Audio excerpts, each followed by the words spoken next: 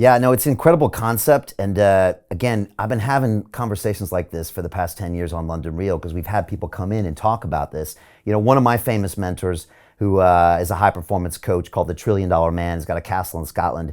He actually was one of the first people to talk about affirmations. And if you were in London today by my house, you would have seen me walking down the street saying out loud every day my affirmations. And sometimes the locals look at me weird, and the teachers, when I drop my kids out, they're like, why are you talking to yourself?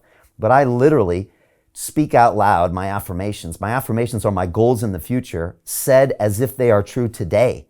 Yeah. So, you know, I have a billion subscribers on YouTube. I have all these things. And I program my mind every morning to where then when I face a difficult action, I say, well, wait a second. I'm this person. What would this person do? They would take the risks. They would step up. They would do the speaking engagement, right? They would start the blockchain protocol. And you actually you act like the person you are portraying in your mind, because the mind is a very pliable instrument, isn't it? You can train your brain to be poor and unsuccessful, or you can train it to be successful, right? And it all starts there. What are your thoughts on that? I couldn't agree more. We speak the exact same language, and you sound exactly like me. That's what I say all the time. And I also like, so one thing I do is when I'm in the shower, I just tell myself all these things. Like you said, I'm rich, I'm happy, I'm successful, I have this, I have that, blah, blah, blah. All of these different goals that I've had. I started with smaller goals. Now I have big goals. Because the more goals you achieve, the more you understand that everything is possible. And then you really start to believe. And that's when you can do real powerful manifestations. So, but yeah, I agree with you 100%. And what I also would like to say is that words are energy. And actually, everything is energy. I think to really understand how the law of attraction works, you first have to understand the universe and the quantum field that we live in.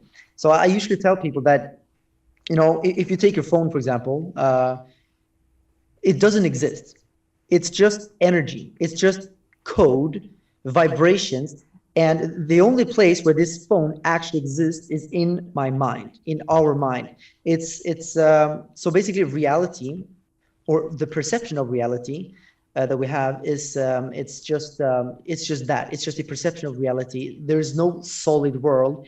It's all just vibrational energy, just like a computer game. So, for example, if you play The Sims, if you go into a house in The Sims, it's not an actual house. It's just computer code. It's just ones and zeros, and the computer decodes the code into something that you perceive as a house. But the house, of course, doesn't exist. It's just code. The world, the reality works in the exact same way. So all this vibrational energy around us, it's just a hologram.